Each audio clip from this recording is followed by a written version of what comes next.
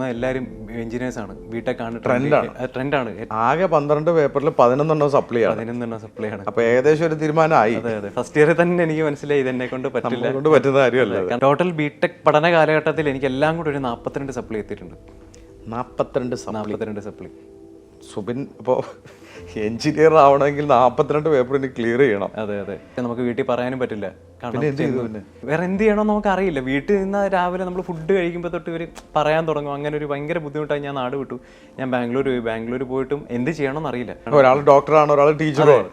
നാട്ടുകാരെന്ത് പറയും, ബന്ധുക്കാരെന്ത് പറയും. പക്ഷെ നമ്മൾ ആ പ്രായത്തിൽ ചിന്തിക്കില്ലല്ലോ, എന്ത് പറഞ്ഞാലും എതിർക്കുക എന്നുള്ളത്. കാരണം നമുക്ക് രക്ഷപ്പെട്ടേ പറ്റുള്ളൂ, വേറെ വഴിയില്ല. അപ്പോൾ അങ്ങനെ ആളുടെ കൂടി ഞാൻ ട്രേഡിങ് പഠിച്ചു തുടങ്ങി. പൈസ പോയി. എത്ര പൈസ പോയിട്ടുണ്ടാവും? പൈസ പോയി എന്ന് പറഞ്ഞാൽ ഒരു 25 ലക്ഷം ആൾക്കാരുടെ നിന്ന് പലരുടെ നിന്ന് കാശ് മേടിക്കാൻ തുടങ്ങി. എൻ്റെ പൈസ ഇല്ല. അപ്പം അങ്ങനെ കുറേ പൈസ ഞാൻ മേടിച്ചിട്ടുണ്ട്. സ്റ്റക്കായി. കാരണം നമ്മൾ 10% പറഞ്ഞാൽ മേടിക്കുന്നത്. അപ്പം ഇതിട്ട് റോളിംഗ് ആണ്. അവിടെ നിന്ന് മേടിക്കും, ഇവിടെ കൊടുക്കും, ഇവിടുന്ന് മേടിക്കും, അവിടെ കൊടുക്കും. അങ്ങനെ ഒരു പോയിന്റ് എത്തിയപ്പോഴത്തേക്കും റോളിംഗ് നടക്കാതെ സ്റ്റക്കായി. അപ്പം അങ്ങനെ ഞാൻ പിന്നെ നടുവിടുന്ന ബാംഗ്ലൂരോട്ടാ. ഞാൻ പറഞ്ഞു, ഞാൻ ഡിഗ്രി ഇല്ലാതെ ഞാൻ രക്ഷപ്പെട്ട് കാണിച്ചു തരാം. ആദ്യത്തെ മാസം കമ്പനി റവന്യൂ എന്ന് പറഞ്ഞാൽ 11.5 ലക്ഷം രൂപയാണ്. ആദ്യത്തെ മാസം തന്നെ 11 ലക്ഷം രൂപ വലിയ കാര്യം തന്നെയാണ്. അവിടെ ഒരു ചോദ്യമുണ്ട്, ഈ കടം വീട്ടാനായോ? കടം വീട്ടി. 3 മാസം കൊണ്ട് ഒരാളെ പ്രോഫിറ്റബിൾ ആക്കി കൊടുക്കാം എന്ന് പറഞ്ഞിട്ട് കോഴ്സ് വയ്ക്കുന്നവരുണ്ട്. പക്ഷേ അതൊരിക്കലും സത്യമായിട്ടുള്ള ഒരു കാര്യമല്ല. 3 മാസം കൊണ്ടോ 6 മാസം കൊണ്ടോ 1 വർഷം കൊണ്ടോ ഒരാൾക്ക് പ്രോഫിറ്റബിൾ ആവാൻ പറ്റില്ല സ്റ്റോക്ക് മാർക്കറ്റ്. അതാണ് റിയാലിറ്റി. ആൾക്കാർക്കെല്ലാം പൈസയാണ്, പെട്ടെന്ന് ലക്ഷ്യങ്ങൾ ഉണ്ടാക്കണം, ഇൻസ്റ്റന്റ് സക്സസ് വേണമെന്നുള്ളൊരു കാര്യമാണ്. എനിക്ക് തോന്നുന്നു അതുകൊണ്ട് തന്നെയാണ് ഈ ഒരുപാട് പേരുടെ കാശ് പോകുന്നത്. ഇവർക്ക് ഒരു പേഴ്സൻറ്റേജാണ് ഞാൻ കൊടുക്കുന്നത്, ഒരിക്കലും ഒരു ശമ്പളം. ഇപ്പം ഞാൻ 10 ലക്ഷം രൂപ ഉണ്ടാക്കുന്ന ഇവർക്ക് 10,000 എന്നുള്ളതല്ല, അവർ ചെയ്യുന്നതിന് അവരൊരു വിഹിതം എന്നുള്ളത് എനിക്കുണ്ടായിരുന്നു. അതാണ് ശരിക്കും വൈ ഡിഗ്രി. അപ്പോൾ അതിന് വേറെ അർത്ഥം ഡിഗ്രി വേണ്ടെന്നാണോ? ഡിഗ്രി വേണ്ടെന്നല്ല, ഒരിക്കലും. വൈ ഡിഗ്രി എന്ന് മാത്രമല്ല, നമ്മൾ പറയുന്നത് വൈ ജസ്റ്റ് ഡിഗ്രി. ഡിഗ്രി മാത്രം മതിയോ?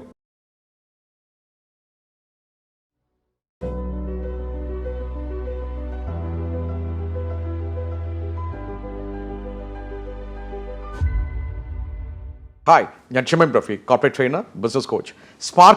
സ്പാർക്കുള്ള ഒരു പുതിയ എഡിഷനിലേക്ക് സ്വാഗതം. നമുക്കൊരു തൊഴിൽ നേടാനും നല്ലൊരു സംരംഭം തുടങ്ങാനും ഒക്കെ ഒരു ഡിഗ്രി ആവശ്യമുണ്ടോ? ഇത് കുഴയ്ക്കുന്നൊരു ചോദ്യമാണ്. വിദ്യാഭ്യാസ നയത്തിനെതിരെയും വിദ്യാഭ്യാസത്തിനെതിരെയുമല്ല ഞാൻ ഈ സംസാരിക്കുന്നത്.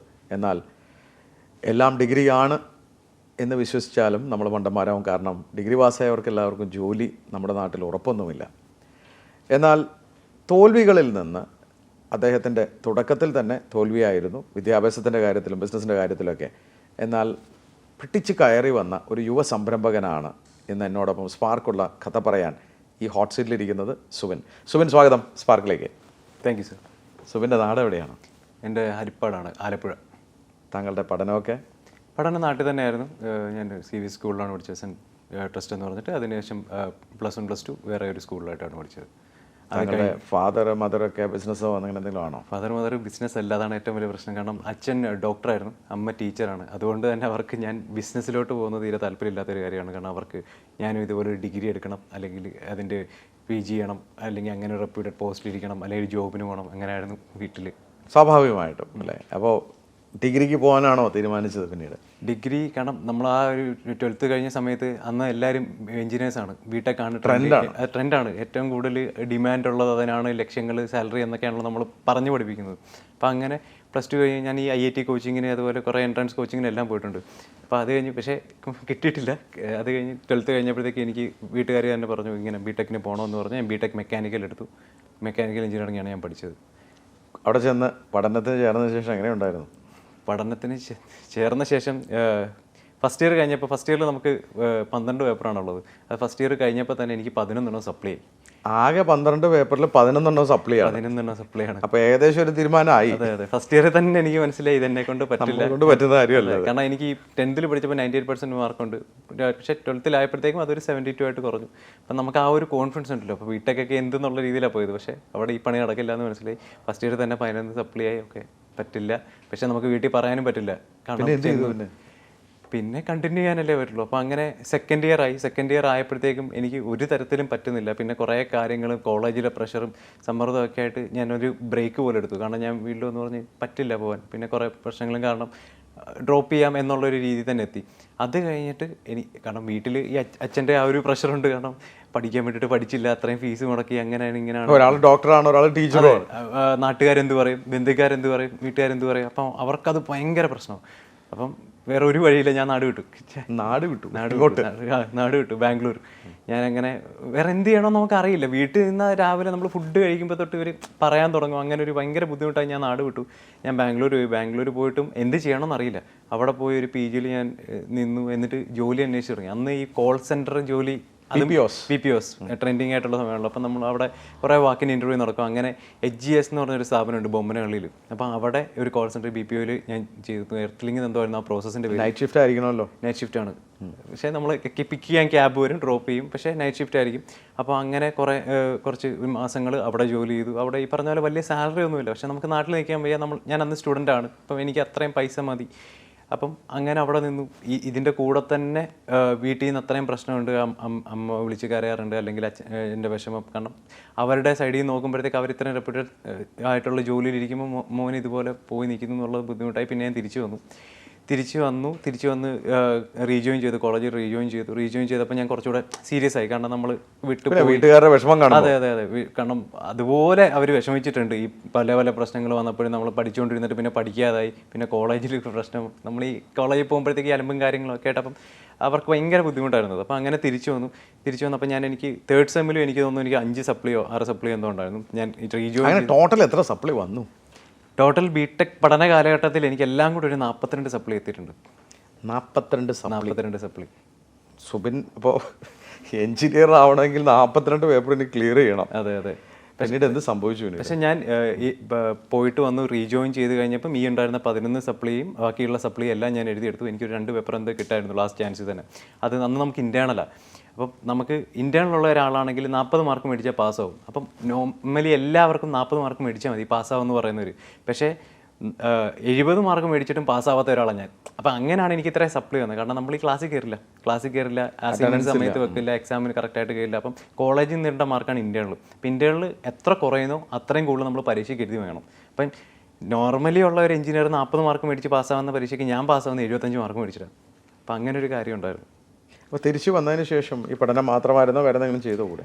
തിരിച്ച് വന്നതിന് ശേഷം ഈ സപ്ലൈ എഴുതിയെടുക്കുക എന്നുള്ളതായിരുന്നു ആദ്യത്തെ കാര്യം. അത് കഴിഞ്ഞിട്ട് കാരണം അപ്പോഴും ബിടെക്കിനോട് എനിക്കൊരു താല്പര്യമില്ല. പിന്നെ വീട്ടുകാർക്ക് വേണ്ടി ചെയ്യുന്നു എന്നുള്ള രീതിയിലേക്ക്. കാരണം അവർ പറയും, അവരെ കുറ്റം പറഞ്ഞിട്ട് കാര്യമില്ല. ഫൈനലി പാസ്സായോ? പാസ്സായിട്ടില്ല. എത്ര സപ്ലി ബാക്കിയായി? അതൊരു കഥയാണ്. അപ്പം ഞാൻ 42 സപ്ലിയിൽ ഒരു 7 എണ്ണം ഒഴികെയുള്ള എല്ലാ സപ്ലിയും എഴുതിയെടുത്തു. അപ്പം 7 എണ്ണം ഒഴികെ ബാക്കി എല്ലാ സപ്ലിയും എഴുതിയെടുത്തു. അപ്പം അതിന് മുമ്പായിട്ട് ഞാൻ കോളേജിൽ പഠിക്കുമ്പോൾ തന്നെ ഞാൻ ജിമ്മിലൊക്കെ പോകുന്നുണ്ടായിരുന്നു. അപ്പം എനിക്ക് ബോഡി ബിൽഡിങ്ങിലോട്ട് ഭയങ്കരമായിട്ടുള്ളൊരു കമ്പം തോന്നി. കാരണം ബിടെക് കൊണ്ട് പറ്റില്ല.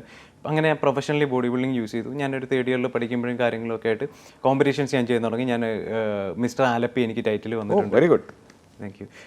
പിന്നെ കോളേജിൽ പഠിക്കുമ്പോൾ തന്നെ കേരള യൂണിവേഴ്സിറ്റി കോമ്പറ്റീഷൻസിൽ എനിക്ക് റണ്ണറപ്പ് ആയിട്ട് വന്നു. അപ്പോൾ ആ സമയത്തൊക്കെ നമ്മൾ ആകെ എനിക്കുള്ളതെന്ന് പറഞ്ഞാൽ കോളേജിൽ പോകുമ്പോഴാണെങ്കിലും ജിമ്മ് ഞാൻ രാവിലെ എഴുന്നേക്കും, മറ്റേ ഫുഡ് ഉണ്ടാക്കും, മറ്റേ അന്ന് നമ്മൾ ഈ 30 മുട്ട കഴിക്കണം, ഈ സർക്കേട്ട് ഉണ്ടാവില്ല, 30 മുട്ട കഴിക്കണം, പുഴുങ്ങിയ കോഴി. അപ്പം ഞാൻ ഇതൊക്കെ കൊണ്ടാണ് കോളേജിൽ പോകുന്നത്. അപ്പം ബാക്കിയുള്ളവരും ചോറും ഭയങ്കര കഴിക്കുമ്പോൾ ഞാൻ മാറി ഇരുന്നത് കഴിക്കണം. കാരണം ഈ പുഴുങ്ങിയ ചിക്കനൊക്കെ തുറക്കുമ്പോൾ തന്നെ ഒരു സ്മെല്ല, ഫ്രണ്ട്സ് പോലും അടുത്ത് വന്നിരിക്കില്ല. അപ്പം അങ്ങനെ കളിയാക്കലുകളും കാര്യങ്ങളും ഒക്കെ ഉണ്ടായിരുന്നു. പിന്നെ ഈ പ്രൈസ് വന്നപ്പോഴത്തേക്കും അതെല്ലാം നിന്നു. പിന്നെ നമ്മുടെ ഒരു റെപ്യൂട്ടേഷൻ എന്നുള്ള രീതിയിലായി.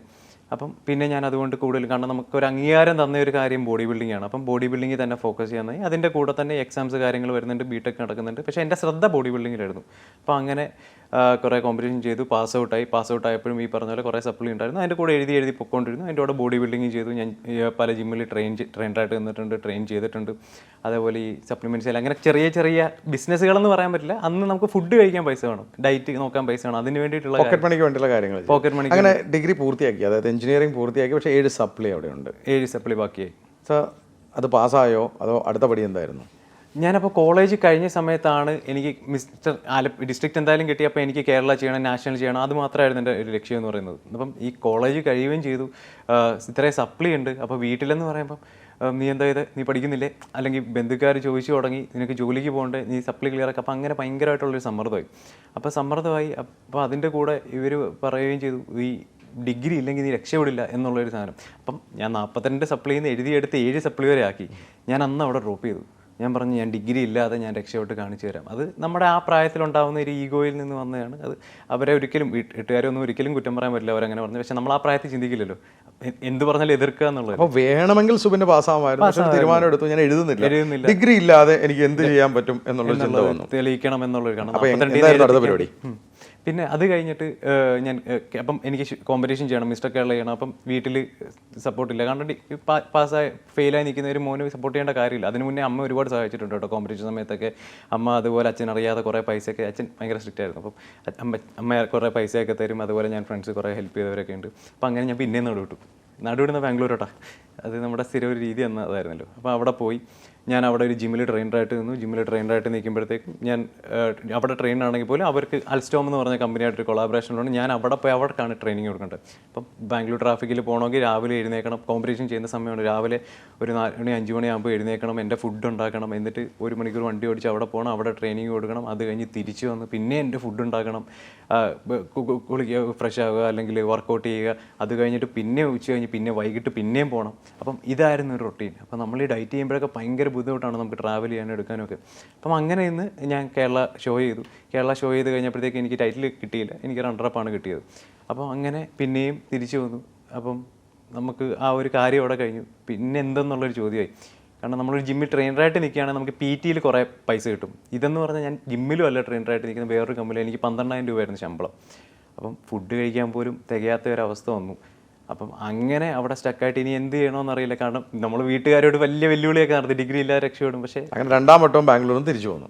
പിന്നെ എന്ത് ചെയ്തു? അപ്പം ഞാൻ അവിടെ അങ്ങനെ സ്റ്റക്കായി നിന്നപ്പോഴാണ് എൻ്റെ ഒരു സീനിയർ ഉണ്ടായിരുന്നു സ്കൂളിൽ. അപ്പോൾ ആൾ ഈ സ്റ്റോക്ക് മാർക്കറ്റിനെ പറ്റിയിട്ട് ഇതുപോലെ ഒരു ഇൻസ്റ്റാഗ്രാം സ്റ്റോറി എന്തോ ഇടുന്നത് കണ്ടു. ഞാനപ്പം ആളോട് ചോദിച്ചു ഇതെന്താ, ഞാൻ കേട്ടിട്ടുണ്ട് സ്റ്റോക്ക് മാർക്കറ്റിനെ പറ്റി, ഇപ്പോഴുള്ള ഒരു ഗ്ലാമർ ഇതോ അല്ലെങ്കിൽ ഇത്ര ലക്ഷങ്ങൾ ഉണ്ടാക്കാൻ കോടികൾ ഉണ്ടാക്കി ഇതൊന്നും എനിക്കറിയില്ല.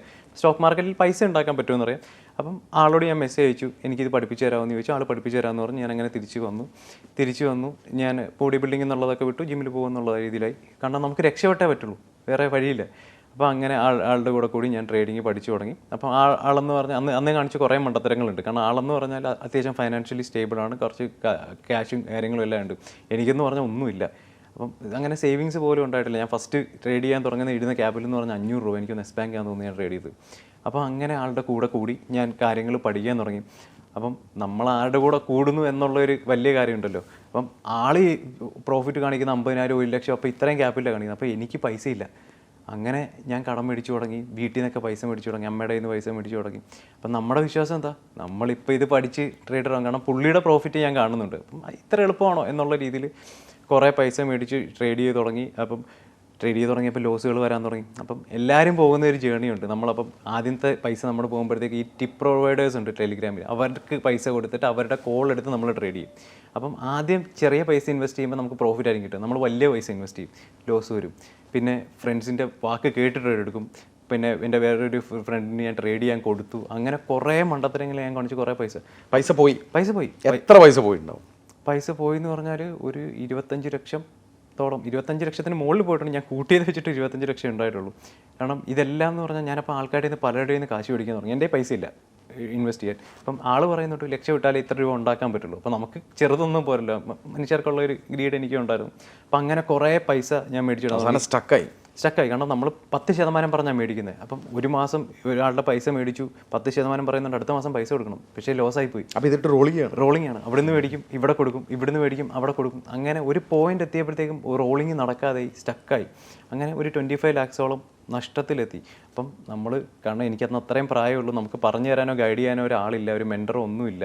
അപ്പം എന്ത് ചെയ്യണമെന്ന് അറിയാൻ പറ്റും. കാരണം ഇനി ഇത് മുന്നോട്ട് പോവുകയാണെങ്കിൽ പിന്നെയും ഞാൻ കാശ് മേടിക്കും, കടം ഉണ്ടാക്കും. കാരണം ഇപ്പോൾ ഉള്ള എല്ലാവരുടെയും ഒരു പ്രശ്നമാണ്. പലരും സ്റ്റോക്ക് മാർക്കറ്റിനെ കുറ്റം പറയാറുണ്ടെങ്കിൽ പോലും പലരും ആൾക്കാരുടെ നിന്ന് പൈസ മേടിച്ച് ചെയ്യുമ്പോഴത്തേക്ക് അവർ അതെന്താണെന്ന് അറിയാതെ കുഴിപ്പെട്ടു പോകുന്നത്. അവരുടെയും കുഴപ്പമില്ല, എനിക്കുണ്ടായ അതേ സംഭവം തന്നെയാണ് ഇവിടെ ആൾക്കാർക്ക് ഉണ്ടാകുന്നത്.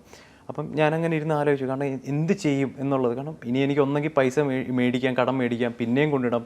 അപ്പോഴും എൻ്റെ തലയിലുള്ള കാര്യം എന്ന് പറഞ്ഞാൽ 25 ലക്ഷം രൂപ തിരിച്ചു പിടിക്കണമെന്നായിരിക്കും. അപ്പോൾ പിന്നെയും പൈസ പോകത്തേ ഉള്ളൂ. അതെനിക്ക് മനസ്സിലായി. ഞാനപ്പം അവിടെ ഒരു ബ്രേക്ക് ഇട്ടു, ഞാൻ ട്രേഡിങ് ചെയ്യുന്നത് നിർത്തി. അപ്പം എന്ത് ചെയ്യാൻ പറ്റും? അപ്പം ട്രേഡിങ്ങിൽ ഞാൻ പഠിക്കാൻ തുടങ്ങി, കൂടുതലായിട്ട് പഠിക്കാൻ തുടങ്ങി. കാരണം അതുവരെ എന്ന് പറഞ്ഞാൽ പൈസ എന്നുള്ള രീതിയിലാണ് പോയത്. പിന്നെ ട്രേഡിങ്ങിനെ പറ്റി പഠിക്കാൻ തുടങ്ങി. കുറേ വീഡിയോസ് ആണെങ്കിലും ഇന്ത്യയിലുള്ളവരുടെ പുറത്തുള്ളവരുടെ ഒരുപോലെ വീഡിയോസ് കണ്ടു. ദിവസവും മാർക്കറ്റ് നോക്കി, ദിവസവും നിഫ്റ്റി 50 സ്റ്റോക്ക് ഞാൻ നോക്കിയിട്ട് ഉറങ്ങാറുള്ളൂ. അതങ്ങനെ ഒരു ശീലമാക്കി. അതിൻ്റെ കൂടെ തന്നെ പക്ഷേ എനിക്ക് ട്രേഡ് ചെയ്യാൻ ക്യാപിറ്റലില്ല, വേണമെങ്കിൽ കടം മേടിക്കണം. അപ്പം അതിനെന്ത് ചെയ്യണം എന്നുള്ള ഒരു ഐഡിയ ഇല്ലാത്തൊരവസ്ഥയായിപ്പോയി. അങ്ങനെ ഇരുന്നപ്പോഴാണ് അപ്പം അന്ന് എനിക്കറിയാവുന്ന ഒരു പയ്യനുണ്ടായിരുന്നു, അവൻ ഗ്രാഫിക് ഡിസൈനറാണ്.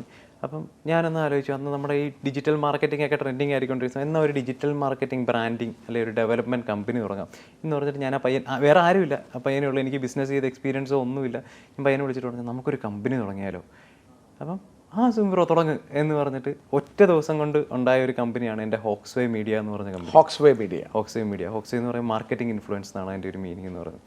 അപ്പം അങ്ങനെ ഹോക്സ്വേ മീഡിയ കമ്പനി തുടങ്ങി. അപ്പോൾ കമ്പനി തുടങ്ങുമ്പോഴേ നമുക്ക് ബിസിനസ് എന്താണെന്നൊന്നും അറിയില്ല. അപ്പോൾ ആൾക്കാർ കൺവെൻഷനൽ ആയിട്ടുള്ള പറഞ്ഞിട്ട് ആദ്യം ഒരു കമ്പനി തുടങ്ങി ഇത്ര മാസം നഷ്ടമായിരിക്കും, അല്ലെങ്കിൽ ഇത്ര വർഷം നഷ്ടമായിരിക്കും, 6 മാസം ബ്രേക്ക് ഈവൻ ആവാനെടുക്കും, അല്ലെങ്കിൽ ഫ്രീ ആയിട്ട് ചെയ്ത് കൊടുക്കണം, ചെറുതായിട്ട് കോട്ട് ചെയ്യണം, ഇങ്ങനെ കുറേ കൺസെപ്റ്റുകളുണ്ടല്ലോ ആൾക്കാരുണ്ടാക്കി വെച്ചിരിക്കുന്നത്. അപ്പം ഇത് കേട്ട് പരിചയം ഉണ്ടെന്നല്ല, പക്ഷേ എനിക്കത് നോക്കിയിരിക്കാൻ പറ്റില്ല. എനിക്ക് പൈസ ഉണ്ടെങ്കിൽ കടം വീട്ടണം, ട്രേഡ് ചെയ്യണം. അപ്പം അങ്ങനെ കുറച്ച് അഗ്രസീവായിട്ട് തന്നെ എനിക്ക് കുറച്ച് സെയിൽസും കാര്യങ്ങളൊക്കെ അറിയാം. ഞാൻ ഈ പറഞ്ഞ ട്രെയിനറായിട്ട് നിന്നിട്ടുള്ളതുകൊണ്ടൊക്കെ. അപ്പോൾ അങ്ങനെ ഞാൻ ക്ലയൻസിനെ പിടിച്ചു തുടങ്ങി, പുറത്തുള്ള ക്ലയൻസിനെ കൂടുതലായിട്ട് നോക്കാൻ തുടങ്ങി. അങ്ങനെ ദുബായിലെ കുറച്ച് ആദ്യത്തെ മാസം എന്ത് സംഭവിച്ചു? ആദ്യത്തെ മാസം ഈ പറഞ്ഞതിനൊക്കെ എതിരായിട്ടുള്ള ഒരു കാര്യമാണ് സംബന്ധിച്ചത്. ആദ്യത്തെ മാസം കമ്പനി റവന്യൂ എന്ന് പറഞ്ഞാൽ 11.5 ലക്ഷം രൂപയായിരുന്നു. ആദ്യത്തെ മാസം തന്നെ 11 ലക്ഷം രൂപ വലിയ കാര്യം തന്നെയാണ്. അതെ. അത് പിന്നീട് രക്ഷപ്പെട്ടോ? കാരണം അപ്പോൾ എനിക്കൊരു കോൺഫിഡൻസ് ആയി, ഓക്കെ നമ്മൾ ചെയ്യുന്ന ഒരു കാര്യം ശരിയാണ്, അല്ലെങ്കിൽ നമ്മൾ വേറൊരാൾ പുറത്തുനിന്ന് പറഞ്ഞു തരുന്നതല്ല, നമ്മുടെ ശരികൾ അല്ലെങ്കിൽ നമ്മുടെ ഇൻഡ്യൂഷൻസിൽ വിശ്വസിക്കണമെന്നുള്ളത് എനിക്കന്ന് ഉറപ്പായി. അത് കഴിഞ്ഞിട്ട് ഞാൻ ഹോക്സ്വേ വളർത്താൻ ശ്രമിച്ചു. കൂടുതൽ ആൾക്കാരെ ഹയർ ചെയ്തു, SEOയ്ക്കുള്ള ആൾക്കാരെ ഹയർ ചെയ്തു, കണ്ടന്റിനുള്ള ആൾക്കാരെ ഹയർ ചെയ്തു. അങ്ങനെ ഞാൻ ഹോക്സ്വേ വളർത്താൻ തുടങ്ങി. കൂടുതലും ഒരു ഇൻ്റർനാഷണൽ മാർക്കറ്റ് എന്നുള്ള രീതിയിലാണ് ഞാൻ പോയത്. നമുക്ക് UK അതേപോലെ കുറേ രാജ്യങ്ങൾ നമുക്ക് എസ്റ്റാബ്ലിഷ് ചെയ്യാൻ പറ്റി. അതിൻ്റെ കൂടെ തന്നെ ഞാൻ ട്രേഡിങ് പഠിച്ചുകൊണ്ട് ട്രേഡിങ് ഞാൻ വിട്ടില്ല, കാരണം എൻ്റെ എല്ലാം പോയത് ട്രേഡിങ്ങിലാണ്. അപ്പോൾ എനിക്ക് അതിൽ നിന്ന് തന്നെ തിരിച്ചു പിടിക്കണം എന്നുള്ളതുണ്ടായിരുന്നു. അപ്പോൾ സുബിൻ ചെയ്തത് വളരെ എനിക്ക് വ്യക്തമായി മനസ്സിലായി. സുബിൻ കുറേ ആൾക്കാരുടെ പണം വാങ്ങി അത് നഷ്ടപ്പെടുത്തി, ചിലപ്പോൾ അതിൻ്റെ ഒരു കുറ്റബോധം ഉണ്ടാവും, സ്വന്തമായിട്ട് വരുമാനം ഉണ്ടാക്കി സ്വന്തം പണം വെച്ച് ട്രേഡിങ് തുടങ്ങി. അതാണ് അതിൻ്റെ സത്യം. പക്ഷെ അത് നന്നായി പോയോ?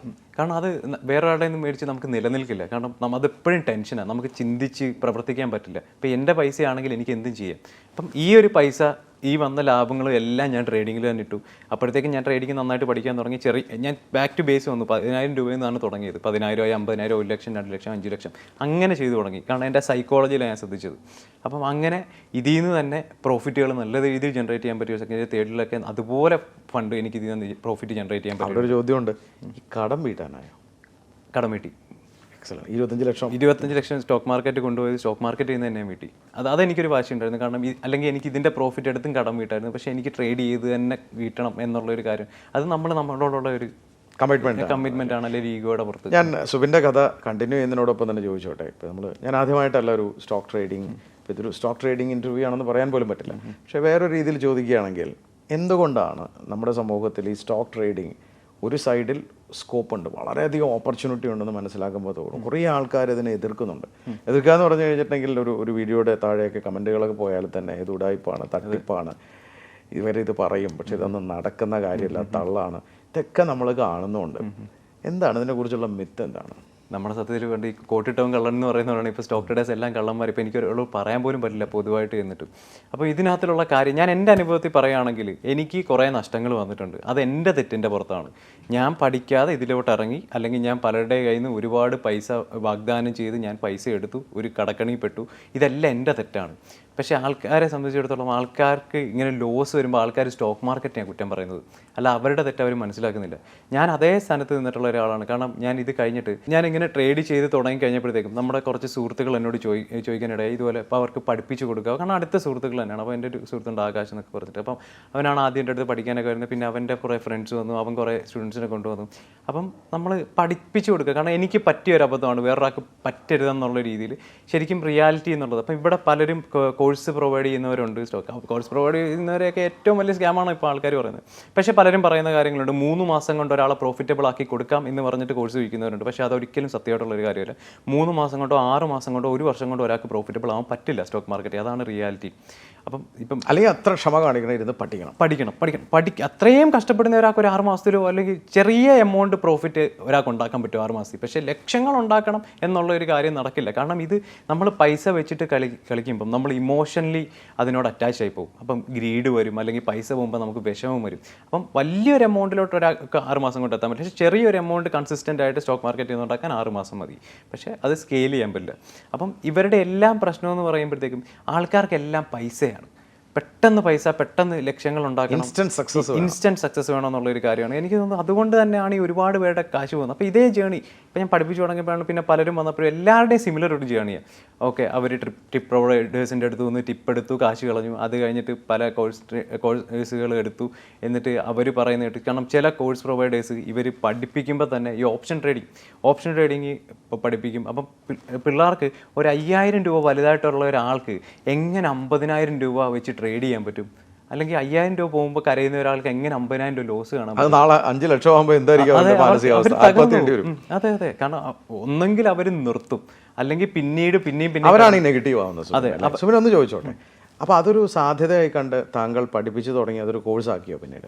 അതെ, ഞാൻ അതൊരു കോഴ്സ് എന്നുള്ള രീതിയിൽ ഞാൻ പഠിപ്പിച്ചു തുടങ്ങിയതും പഠിപ്പിച്ചതല്ല, ഞാൻ സ്ട്രാറ്റജി അല്ല പഠിപ്പിച്ചത്. ശരിക്കും നമുക്ക് സ്റ്റോക്ക് മാർക്കറ്റിൽ, എൻ്റെ ഒരു അഭിപ്രായമാണ് പറയുന്നത്, സ്റ്റോക്ക് മാർക്കറ്റിൽ വിജയിക്കാൻ വേണ്ട കാര്യം എന്ന് പറഞ്ഞാൽ ഇപ്പം 100 സ്ട്രാറ്റജി അറിയാമെന്നുള്ളതല്ല. നിങ്ങളുടെ ഒരു ട്രേഡിംഗ് സൈക്കോളജി കറക്റ്റ് ആക്കുക, അല്ലെങ്കിൽ നമ്മൾ റിസ്ക് മാനേജ് ചെയ്യുക, നമ്മുടെ ക്യാപിറ്റലിനെ സേഫ് ആക്കി വെക്കുക, എന്നിട്ട് ചെയ്യുക എന്നുള്ളതാണ്. കാരണം പ്രോഫിറ്റിനെ പറ്റി മാത്രം ചിന്തിക്കരുത്, തിരിച്ചു വന്നാൽ നഷ്ടങ്ങളെപ്പറ്റി ചിന്തിക്കണം എന്നുള്ളത്. അപ്പം ഞാൻ എൻ്റെ സ്റ്റുഡൻസിനാണെങ്കിലും പഠിപ്പിക്കുന്നത് പറഞ്ഞാൽ വലിയ സ്ട്രാറ്റജി അല്ല, അവരുടെ സൈക്കോളജി ഞാൻ ശരിയാക്കി കൊടുക്കും. അവർ 10,000 രൂപ ഇട്ട് ചെയ്യുന്ന അതേ ലാഭത്തോടെ 50,000 രൂപ ഇട്ട് 1 ലക്ഷം രൂപ ഇട്ടും 10 ലക്ഷം രൂപ ഇട്ട് എങ്ങനെ ചെയ്യാൻ പറ്റണം, അല്ലെങ്കിൽ സ്റ്റോക്ക് മാർക്കറ്റിൽ നഷ്ടം ഇതിൻ്റെ ഭാഗമാണ്, ആ നഷ്ടങ്ങളെ എങ്ങനെ കുറയ്ക്കാം, നഷ്ടങ്ങളെപ്പറ്റി ചിന്തിക്കാനാണ് ഞാൻ പഠിപ്പിക്കുന്നത്. അല്ലെങ്കിൽ ഒരു റിസ്ക് മാനേജ് ചെയ്യുന്നത് എങ്ങനെ. ഇപ്പം ഒരു സിമ്പിളായിട്ട് പറഞ്ഞാൽ, നിങ്ങളൊരു ട്രേഡ് എടുക്കുന്നുണ്ടെങ്കിൽ, നിങ്ങളൊരു 1000 രൂപ നഷ്ടപ്പെടുത്തുന്നുണ്ടെങ്കിൽ നിങ്ങളൊരു 3000 രൂപ ട്രേഡ് നിങ്ങൾക്ക് ലാഭം കിട്ടണം, എങ്കിൽ മാത്രമേ നമുക്കത് വിജയിക്കാൻ പറ്റുള്ളൂ. സുബിനൊന്ന് ചോദിച്ചോട്ടെ, ഈ സ്ട്രക്ചറിൽ ഇതൊരു സ്ട്രക്ചേർഡ് കോഴ്സാക്കിയോ? പക്ഷെ അവിടെ ഒരു ചോദ്യമുണ്ട്.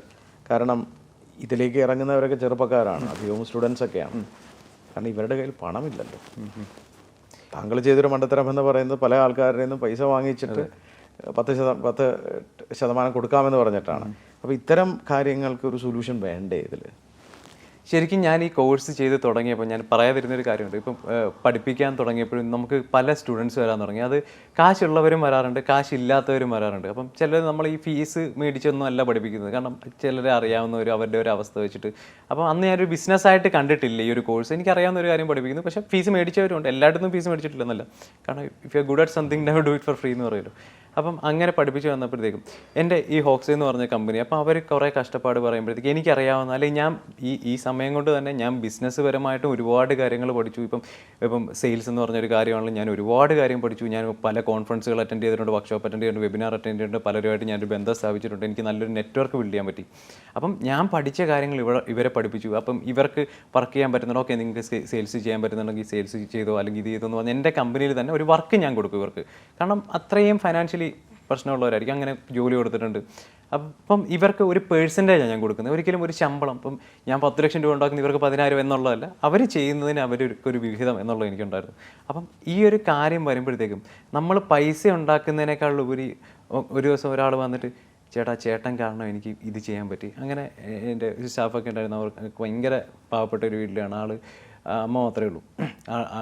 അവർ അമ്മയ്ക്ക് പോയിട്ട് ഒരു കാറൊക്കെ മേടിച്ച് കൊടുക്കാൻ പറ്റി. അപ്പോൾ എന്നെ വിളിച്ചു പറഞ്ഞു, ചേട്ടൻ കാരണമാണ്. അപ്പം നമുക്കതൊക്കെ ഭയങ്കര സന്തോഷമുള്ള കാര്യമാണ്. നമ്മളിപ്പോൾ 1 ലക്ഷം രൂപ ഉണ്ടാക്കുന്നതിനേക്കാളും എനിക്ക് പേഴ്സണലി, നമ്മൾ ആദ്യം പൈസ ഇല്ലായിരുന്ന സമയത്ത് പൈസയുടെ പുറകെ ഓടി, പക്ഷേ പൈസ ആയി കഴിഞ്ഞപ്പോഴത്തേക്കും ഇങ്ങനെയുള്ള കാര്യങ്ങൾ നമ്മളെ എക്സൈറ്റ് ചെയ്യാൻ. അതെങ്ങനെ ഒരു ബിസിനസ് മോഡലാക്കി പിന്നീട്? അപ്പം ഇതേ കാര്യം ഞാൻ വിചാരിച്ചു, എന്നാൽ എല്ലാവരുടെയും പ്രശ്നം ഇതാണ്. കാരണം ട്രേഡിങ്ങിൽ കോഴ്സിന് ജോയിൻ ചെയ്യുന്ന ഒരുപാട് പേരുണ്ടാവും പലയിടത്തും. പക്ഷേ അവരിപ്പോൾ ഒരു 10, 20, 30, 40 കൊടുത്ത് ജോയിൻ ചെയ്ത് കഴിഞ്ഞാൽ, ശരിക്കും ട്രേഡിങ് പഠിക്കണമെങ്കിലാണ് നമുക്ക് പൈസ വേണ്ടത്. ഇൻവെസ്റ്റ് ചെയ്യാൻ പൈസ ഉണ്ടെങ്കിലേ പഠിക്കാൻ പറ്റുള്ളൂ, അല്ലാതെ പറ്റില്ല. അപ്പം ഈ ഫീസ് കൊടുക്കാൻ കാശുള്ളവർക്ക് ഇൻവെസ്റ്റ് ചെയ്യാൻ പൈസ ഇല്ല. അപ്പം പലരും പറയുന്നത്, ചേട്ടാ പൈസ ഇല്ല ഇൻവെസ്റ്റ് ചെയ്യാൻ, അല്ലാതെ എങ്ങനെ പൈസ വെക്കാതെ ഈ പേപ്പർ ട്രേഡ് എന്ന് പറയുന്നത് അങ്ങനെ പറ്റില്ല. കാരണം പൈസയായിട്ടുള്ള അറ്റാച്ച്മെൻറ്റ് ആണ് ഏറ്റവും വലിയ പ്രശ്നം സ്റ്റോക്ക് മാർക്കറ്റിൽ. അപ്പം ഞാൻ വിചാരിച്ചു, എന്നാൽ എല്ലാവരുടെയും പ്രശ്നം പൈസയാണ്. അല്ലെങ്കിൽ കുറേ കഷ്ടപ്പെടുത്തി വന്നവരുണ്ട്, അല്ലെങ്കിൽ ഇത് തുടങ്ങിയിട്ട് പൈസ ഇല്ലാത്തവരുണ്ട്. അവർക്ക് വേണ്ടി എന്ത് ചെയ്യാൻ പറ്റുമെന്ന് ആലോചിച്ച ഒരു സമയത്താണ് ഞാൻ എന്താണ് ചെയ്തതെന്ന് ഞാൻ ആലോചിച്ചത്. കാരണം ഞാൻ നഷ്ടത്തിൽ നിന്നു, പലരുടെയും കയ്യിൽ നിന്ന് കടം മേടിച്ചു കൊണ്ടിട്ടു, വീട്ടിൽ നിന്ന് അമ്മയുടെ കയ്യിൽ നിന്ന് പൈസ മേടിച്ചു കൊണ്ടിട്ടു, അല്ലെങ്കിൽ ഇടയ്ക്ക് ഒരു സിറ്റുവേഷനിൽ അമ്മയുടെ സ്വർണം വരെ പണയം വെച്ചിട്ട് ഞാൻ ഇതിനകത്ത് പൈസ കൊണ്ടിട്ട് പോയ സമയങ്ങളുണ്ട്. അപ്പോൾ അങ്ങനെ വന്നപ്പോഴത്തേക്കും പിന്നെ ഞാൻ സ്വന്തമായിട്ടൊരു ബിസിനസ് തുടങ്ങുക, അതിൽ നിന്ന് ഒരു വരുമാനം ഉണ്ടാക്കുക, അതിൽ നിന്ന് ട്രേഡ് ചെയ്യുക എന്നുള്ളത്. അപ്പം ഇതേ കാര്യം തന്നെയാണ് എനിക്ക് എൻ്റെ സ്റ്റുഡൻസിനെയും പഠിപ്പിക്കാൻ തുടങ്ങിയത്. കാരണം അവർക്ക് ഞാൻ ചെയ്ത കാര്യങ്ങളൊക്കെ, ബിസിനസ് ഞാൻ പഠിച്ച കാര്യങ്ങൾ എന്താണ്, അല്ലെങ്കിൽ സെയിൽസ് ഞാൻ പഠിച്ച കാര്യങ്ങൾ എന്താണ്, അല്ലെങ്കിൽ നമ്മുടെ കമ്പനിയുടെ ഉള്ളിൽ ചെയ്ത കാര്യങ്ങൾ എന്താണ്. അപ്പം അങ്ങനെ ഒരു ആശയം വന്നു. അതാണ് ശരിക്കും വൈ ഡിഗ്രി. വൈ ഡിഗ്രി താങ്കളുടെ സ്ഥാപനത്തിൻ്റെ പേരാണ്. Very good. വൈ ഡിഗ്രി, എന്തിനാണ് ഈ ഡിഗ്രി? അപ്പോൾ അതിന് വേറെ അർത്ഥമുണ്ട്, ഡിഗ്രി വേണ്ടതാണോ? ഡിഗ്രി വേണ്ടതല്ല ഒരിക്കലും. വൈ ഡിഗ്രി എന്ന് മാത്രമല്ല, നമ്മൾ പറയുന്നത് വൈ ജസ്റ്റ് ഡിഗ്രി. ഡിഗ്രി മാത്രം മതിയോ, അല്ലെങ്കിൽ ഡിഗ്രി വേണോ? ഈ പേര് ഞാനിട്ടത് നേരത്തെ ഞാൻ പറഞ്ഞ ട്രോമ. എപ്പോഴാണ് തുടങ്ങിയത്? അത് തുടങ്ങിയത് ഈ ഒരു സാധനം കുറേ നാളായിട്ട്, ഈ ഒരു ഐഡിയയും ഈ ഒരു വിഷനും ഈ ഒരു പ്രോജക്റ്റും എല്ലാം റണ്ണിങ് ആയിരുന്നു. പക്ഷേ ഒരു ഒഫീഷ്യൽ ലോഞ്ച് എന്ന് പറഞ്ഞ് ചെയ്തത് ഇപ്പം ഈ മാസമാണ് ചെയ്തത്. അപ്പോൾ ഇതിലൂടെ എന്താണ് ഉദ്ദേശിക്കുന്നത്? ഷെയർ ട്രേഡിങ്ങിനോടൊപ്പം തന്നെ താങ്കൾ വേറെ ലൈഫ് സ്കില്ല് പഠിപ്പിക്കുക എന്നുള്ളതാണ്. കാരണം ഷെയർ ട്രേഡിംഗ് വരുന്ന ഒരാൾക്ക് ക്യാപിറ്റൽ ഇല്ലെങ്കിൽ അയാളെ എങ്ങനെ പൈസ ഉണ്ടാക്കാമെന്ന് പഠിപ്പിക്കും. ഇപ്പം നമ്മൾ കൂടുതലും നമ്മൾ ഫോക്കസ് ചെയ്യുന്ന ഡിജിറ്റൽ ബിസിനസ്സുകളിലാണ്. കാരണം അല്ലാത്ത ബിസിനസ്സുകൾക്ക് തന്നെ ക്യാപിറ്റൽ ആവശ്യമാണ്. പക്ഷേ ഒരാൾക്ക് ഒരു ഡിജിറ്റൽ ബിസിനസ് ചെയ്യാൻ ഒരു ക്യാപിറ്റൽ ആവശ്യമില്ല. ഇപ്പം നമ്മുടെ ഒരു സ്റ്റുഡൻറ്റ് നമുക്ക് വരുന്നു, ഒരു വെബ്സൈറ്റിൻ്റെ ഡെവലപ്പർ പഠിക്കണമെങ്കിൽ ഒരു 6 month കോഴ്സ് ആയിരിക്കും പഠിക്കുന്നത്. കോഡിങ് ഇതൊക്കെ പഠിച്ച് അത് വർക്ക് ചെയ്ത് അതേപോലെ ഒരു സർട്ടിഫിക്കറ്റ് എടുത്തിട്ട് എംപ്ലോയ്മെൻറ്റിന് പോകാനാണ് പല ഇൻസ്റ്റിറ്റ്യൂട്ടുകളും വിടുന്നത്. അവരൊരു കമ്പനി ജോലിക്ക് ചെയ്യുക. അപ്പം ഇതേ സാധനം നമുക്ക് വേർഡ്പ്രസ് വെബ്സൈറ്റ് ചെയ്യാൻ പറ്റും. അപ്പം അത് പഠിക്കാൻ വേണ്ടി ഒരു കുട്ടിക്ക് 1 മാസം മതി. അപ്പം ഒരു വേർഡ്പ്രസ് വെബ്സൈറ്റ് പഠിച്ച ഒരാൾക്ക് അതിനെ പിന്നെ അറിയേണ്ട കാര്യം എന്താ, അതിൻ്റെ കസ്റ്റമേഴ്സിലോട്ട് എത്തിക്കാൻ, അല്ലെ അതെങ്ങനെ വിൽക്കണമെന്നറിയണം.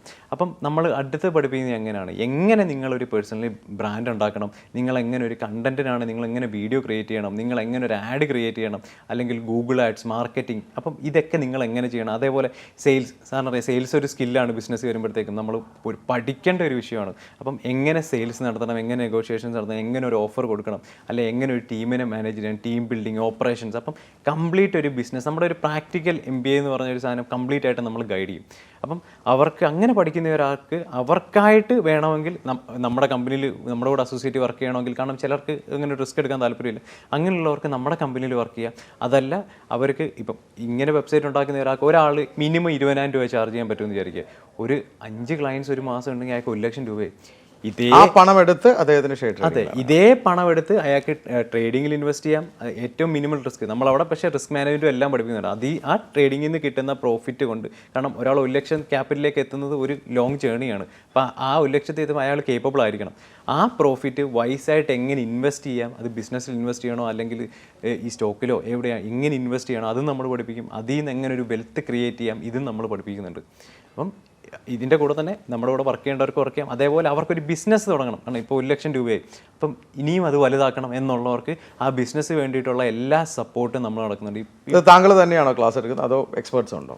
ഇപ്പം സ്റ്റോക്ക് ട്രേഡിങ്ങിന് വരുമ്പോഴത്തേക്കും അല്ലെ ഫൈനാൻസ് സൈഡ് ഞാനാണ് ഹാൻഡിൽ ചെയ്യുന്നത്. പക്ഷേ ഇപ്പം ഈ പറഞ്ഞ പോലെ നമ്മൾ കുറേ കോഴ്സുകൾ പ്രൊവൈഡ് ചെയ്യുന്നുണ്ട്. എന്ന് പറയുമ്പം AI റിലേറ്റഡ് കോഴ്സ് പ്രൊവൈഡ് ചെയ്യുന്നുണ്ട്, മാർക്കറ്റിംഗ്, സോഷ്യൽ മീഡിയ മാർക്കറ്റിംഗ്, അതേപോലെ വെബ്സൈറ്റ് ഡെവലപ്മെൻറ്റ്, അതുപോലെ ഇ-കൊമേഴ്സ്, അങ്ങനെ കുറച്ച് ഡിജിറ്റൽ ബിസിനസ്സുകളാണ് നമ്മൾ ഫോക്കസ് ചെയ്യുന്നത്. കാരണം കുട്ടികൾക്ക് വേണ്ടിയിട്ടുള്ള ഒരു കാര്യമാണ്. ആരാണ് ക്ലാസ് എടുക്കാൻ വരുന്നത്? ഇതിന് ഓരോരുത്തർക്കും എക്സ്പേർട്സ് ആയിട്ടുള്ള ആൾക്കാരാണ് ക്ലാസ് എടുക്കുന്നത്. കാരണം പേരുകൾ ഞാൻ പറയുന്നില്ല, പക്ഷേ ഓരോ ഫീൽഡിലും ഏറ്റവും റെസ്പെക്ട്. കാരണം ഇപ്പം ഞാൻ ചെന്ന് AIയുടെ ക്ലാസ് എടുത്തിട്ട് കാര്യമില്ല, ഞാനൊരു എക്സ്പെർട്ട് ആണെന്ന് ഞാൻ വിശ്വസിക്കുന്നില്ല. എനിക്ക് ഫൈനാൻസ് ആണ്, ഇപ്പം ഞാൻ അതിൻ്റെ ക്ലാസ് എടുക്കുന്നുണ്ട്. അപ്പം AIയുടെ ഏറ്റവും എക്സ്പെർട്ട് ആയിട്ടുള്ള ഒരാളാരാണോ അവരായിരിക്കും അതിൻ്റെ ക്ലാസ് എടുക്കുന്നത്. അതേപോലെ സെയിൽസിൽ എക്സ്പെർട്ട് ആയിട്ടുള്ള ഒരാളാണ് സെയിൽസ് ക്ലാസ് എടുക്കുന്നത്, മാർക്കറ്റിംഗ് എക്സ്പെർട്ട് ആയിട്ടുള്ള ഒരാളാണ് മാർക്കറ്റിംഗ് എടുക്കുന്നത്. അല്ല, അപ്പോൾ ഇതെല്ലാം ഓൺലൈൻ ക്ലാസ്സുകളാണ്. ഓൺലൈൻ ക്ലാസ്സുകളാണ്. എത്ര വിദ്യാർത്ഥികളായി ഇപ്പം നമുക്ക് ഓൾമോസ്റ്റ് ഒരു 300 സ്റ്റുഡൻസോളം ഉണ്ടായിട്ടുണ്ട് ഇതുവരെയുള്ളത്. പക്ഷേ വൈ ഡിഗ്രി എന്നുള്ള പേരിൽ നമ്മൾ റീബ്രാൻഡ് ചെയ്ത് ലോഞ്ച് ചെയ്തത് ഇപ്പോൾ February 22 ജാനുവരി തൊട്ടാണ് വൈ ഡിഗ്രിയുടെ പേര് സ്റ്റുഡൻസ് വന്നു തുടങ്ങിയത്. പക്ഷേ ഒരു 2 മാസം കൊണ്ട് തന്നെ നമ്മളൊന്നും മാർക്കറ്റ് ചെയ്യാതെ അല്ലെങ്കിൽ നമ്മൾ ലോഞ്ച് ചെയ്യാതെ നമ്മുടെ ഇപ്പം ഞാൻ കുറച്ച് കണ്ടന്റ് ക്രിയേഷൻ കാര്യങ്ങളൊക്കെ ചെയ്യുന്നുണ്ട്. അപ്പം അങ്ങനെ ഞാൻ സംസാരിച്ചതൊക്കെ ആയിട്ട് നമുക്കൊരു 100+ സ്റ്റുഡൻസ് 2 മാസം തന്നെ കയറിയിട്ടുണ്ട്. Very good. അപ്പോൾ താങ്കൾ സുബിൻ്റെ ഒരു എക്സ്പീരിയൻസ്, പണ്ട് പണം കടം വാങ്ങി ഷെയർ ട്രേഡിങ്ങിൽ ഇറങ്ങി അത് നഷ്ടപ്പെടുത്തിയപ്പോൾ തിരിച്ച് സ്വന്തമായി ഒരു ബിസിനസ് കണ്ടെത്തി അതിലൂടെ ഉണ്ടാക്കിയ വരുമാനം കൊണ്ട് കടം വീട്ടുകയും ട്രേഡിങ് കംഫർട്ടബിളായിട്ട് ചെയ്യുകയും, പിന്നീട് എനിക്ക് മനസ്സിലായത് താങ്കൾ ഈ കോഴ്സ് പഠിപ്പിച്ചു തുടങ്ങിയപ്പോൾ താങ്കൾ ചെയ്ത എക്സ്പീരിയൻസ് ഷെയറിങ് ആ ഒരു കോഴ്സിൽ ഇൻറ്റിഗ്രേറ്റ് ചെയ്ത് ഇപ്പോൾ ശരിക്കും ഒരു പ്രാക്ടിക്കൽ MBA പോലെ തന്നെ പണം ഉണ്ടാക്കാൻ പഠിപ്പിക്കുന്നു, ഈ പണം വൈസായിട്ട് ഇൻവെസ്റ്റ് ചെയ്യാനും ട്രേഡ് ചെയ്യാനും പഠിപ്പിക്കുന്നു. ഇത്തരം രീതിയിലേക്കാണ്. വളരെ നല്ലൊരു ആശയമാണ് സുബിൻ കൊണ്ടുവന്നത്. ഭാവി പരിപാടികൾ എന്താണ്? സാർ പറഞ്ഞ പോലെ തന്നെ എനിക്ക് പറ്റിയ അബദ്ധങ്ങൾ ഇനി കുട്ടികൾക്ക് പറ്റരുത്. കാരണം ട്രേഡിംഗ് ഇൻസ്റ്റിറ്റ്യൂട്ടിൽ പോയാൽ കാശ് പോകുമെന്നാണ് എല്ലാവരും പറയുന്നത്. അപ്പം ഡിഗ്രി ഒരിക്കലും ഒരു ട്രേഡിംഗ് ഇൻസ്റ്റിറ്റ്യൂട്ട് അല്ല.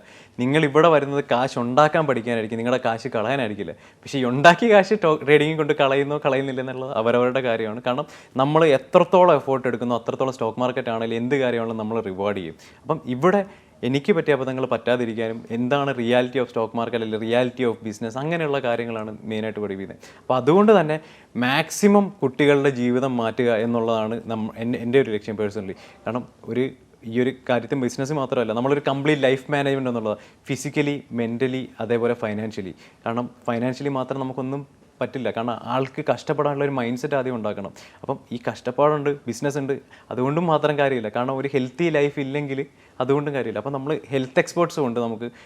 ഒരാളുടെ എങ്ങനെ ഉറങ്ങണം, അല്ലെങ്കിൽ എങ്ങനെ ഫുഡ് കഴിക്കണം, അല്ലെങ്കിൽ അവരുടെ ഒരു ലൈഫ് എങ്ങനെ മെയിൻറ്റെയിൻ ചെയ്യണം എന്നുള്ള ഒരു കുട്ടിയെ കംപ്ലീറ്റ് ആയിട്ട് മോൾഡ് ചെയ്യും. കാരണം ഇതൊന്നും ഒരു സ്കൂളിലും പഠിപ്പിക്കുന്നത് ഞാൻ വിശ്വസിക്കുന്നില്ല. കംപ്ലീറ്റ് ആയിട്ടും എങ്ങനെ മോൾഡ് ചെയ്യണം എന്നുള്ളതാണ് നമ്മുടെ ഒരു വിഷൻ. അപ്പം അതുകൊണ്ട് തന്നെ മാക്സിമം കുട്ടികളിലേക്ക് ഇത് എത്തണം എന്നുള്ളത് തന്നെയാണ്. കാരണം നമ്മൾ ഈ പറഞ്ഞ പോലെ വലിയ നമ്പേഴ്സോ അല്ലെങ്കിൽ ഇത്ര വാല്യുവേഷൻ എത്തണം, അല്ലെങ്കിൽ ഇത്ര നമ്പേഴ്സ് ജനറേറ്റ് ചെയ്യാൻ ഇത്ര റവന്യൂ, ഇതൊന്നും എൻ്റെ മൈൻഡിൽ. നമ്മളൊരു സർവീസ് സൈഡിൽ അല്ലെങ്കിൽ റിസൾട്ട് ഓറിയൻറ്റഡ് ആയിട്ടാണ്. കാരണം ഞാൻ കാരണം ഇത്ര പേര് ബിസിനസ്സിലോട്ട് വരണം, അല്ലെങ്കിൽ ഞാൻ കാരണം അല്ലെങ്കിൽ ഡിഗ്രി കാരണം ഇത്ര ബിസിനസ്സുകൾ ഉണ്ടാവണം, അല്ലെങ്കിൽ ഇത്ര ആൾക്കാർക്ക് ഫൈനാൻഷ്യലി കാശ് ഉണ്ടാക്കാൻ പറ്റണം, അവരുടെ ജീവിതം മാറണം എന്നുള്ളതാണ് ഇപ്പം നമ്മൾ ഫോക്കസ് ചെയ്യുന്ന കാര്യം. അതുകൊണ്ട് സ്റ്റുഡൻസിനാണ് നമ്മൾ ഇൻട്രൊഡ്യൂസ് ചെയ്തിട്ട് നല്ല റെസ്പോൺസ് ഉണ്ട്. അവർ ഭയങ്കര ഹാപ്പിയാണ്. കാരണം അവർക്ക് ഉത്തരവില്ലാത്തൊരു ചോദ്യമോ ക്യാപിറ്റലിന് എന്ത് ചെയ്യും. പക്ഷേ അവർ വർക്ക് ചെയ്യുന്നവരുണ്ട്. പക്ഷേ ചിലർ ഇപ്പോൾ അത് നമ്മൾ എന്ത് കൊടുത്താലും അവർ വർക്ക് ചെയ്യാൻ റെഡിയല്ല, അവർക്ക് പെട്ടെന്ന് കിട്ടണം പൈസ. വളരെ കോൺഫിഡന്റ് ആയിട്ട് മുന്നോട്ട് പോകാൻ തയ്യാറാണ്. നിങ്ങൾ കേട്ടു സുബിൻ എന്ന ഈ ചെറുപ്പക്കാരൻ, പ്രായം 28 വയസ്സ്. അദ്ദേഹം പഠനകാലത്ത് 42 സപ്ലി ഉണ്ടായിരുന്നു അത്രേ. 42 സപ്ലിയിൽ അദ്ദേഹം കഷ്ടപ്പെട്ട് സപ്ലികളൊക്കെ ക്ലിയർ ചെയ്തു. 7 സപ്ലിയാണ് ബാക്കിയുള്ളത്. വേണമെങ്കിൽ അദ്ദേഹത്തിന് അത് ക്ലിയർ ചെയ്ത് ഒരു എഞ്ചിനീയറായി തുടർന്ന് ജോലി ചെയ്യാമായിരുന്നു. പക്ഷെ അദ്ദേഹം സമൂഹത്തോട് ഒരു വെല്ലുവിളി തന്നെയായിരുന്നു. എന്തിനാണ് ഈ ഡിഗ്രി? കഷ്ടപ്പാടുകൾ കുറേ ഉണ്ടായിരുന്നു. പിന്നീട് തുടങ്ങിയ സംരംഭത്തിൽ അദ്ദേഹത്തിന് നഷ്ടം വന്നു. ഷെയർ ട്രേഡിങ്ങിൽ 25 ലക്ഷത്തോളം നഷ്ടം. പക്ഷേ ആ നഷ്ടം നികത്താനായി അദ്ദേഹം വീണ്ടും കടം വാങ്ങുകയല്ല ചെയ്തത്. അതിന് പകരം നല്ല ഒരു തൊഴിൽ കണ്ടെത്തി. തൊഴിൽ എന്ന് പറഞ്ഞാൽ ഒരു സെൽഫ് പ്രൊഫഷൻ കണ്ടെത്തി ഒരു ഡിജിറ്റൽ മേഖലയിലോട്ട് വന്ന് അതിൽ നിന്നുണ്ടാക്കിയ പണം കൊണ്ട് കടം വീട്ടുകയും പാരലലി അദ്ദേഹത്തിൻ്റെ പാഷനായ ഷെയർ ട്രേഡിംഗ് തുടരുകയും ചെയ്തു. ആ ചെറുപ്പക്കാരിൽ നമുക്ക് കാണുന്ന ആവേശം എന്ന് പറയുന്നത് അത്തരം നല്ല കുറച്ച് ആൾക്കാരെ ക്രിയേറ്റ് ചെയ്യുക എന്നുള്ളതാണ് അദ്ദേഹം തീരുമാനിച്ചത്. അതിനായി വൈ ഡിഗ്രി. അപ്പോൾ അദ്ദേഹം തന്നെ പറയുന്നുണ്ട് വൈ ഡിഗ്രി എന്ന് മാത്രമല്ല, വൈ ഒൺലി ഡിഗ്രി. അപ്പോൾ അതുകൊണ്ട് അദ്ദേഹം തുടങ്ങിയൊരു സംരംഭം എന്ന് പറയുന്നത് ഷെയർ ട്രേഡിങ്ങിനോടൊപ്പം തന്നെ ലൈഫ് സ്കിൽസ് പഠിപ്പിക്കുക. അപ്പോൾ ആ ലൈഫ് സ്കിൽ സ്വന്തമായി ഉണ്ടാക്കിയ പണം കൊണ്ട് ട്രേഡ് ചെയ്ത് നോക്കുക. നല്ലൊരാശയം.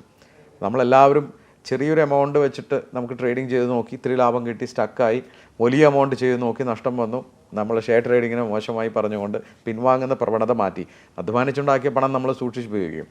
അതിന് ഒരു ലൈഫ് സ്കിൽ കൊടുക്കാനായി സുബിനും അദ്ദേഹത്തിൻ്റെ ഈ സ്ഥാപനവും മുന്നേറുകയാണ്. തുടക്കക്കാരനാണ്, പക്ഷേ ആവേശം കണ്ടാലറിയാം ഉന്നതങ്ങളിലെത്തുന്നു. സുബിൻ വളരെ ഇൻസ്പയറിംഗ് ആയിട്ടുള്ള സ്റ്റോറിയാണ്. ഇത്തരം യുവാക്കൾ നമ്മുടെ സമൂഹത്തിലുണ്ടാവട്ടെ, നിരവധി സംരംഭങ്ങളുണ്ടാവട്ടെ, നിങ്ങളൊക്കെ വഴി നിരവധി സംരംഭകരുണ്ടാവട്ടെ എന്ന് ഞാൻ എൻ്റെ വ്യക്തിപരമായ പേരിൽ ആശംസിക്കുന്നു. അതോടൊപ്പം തന്നെ എൻ്റെ പാർട്ട്നേഴ്സും ടീമിൻ്റെ പേരിലും എല്ലാ പ്രേക്ഷകരുടെ പേരിലും എല്ലാ ആശംസകളും. Thank you.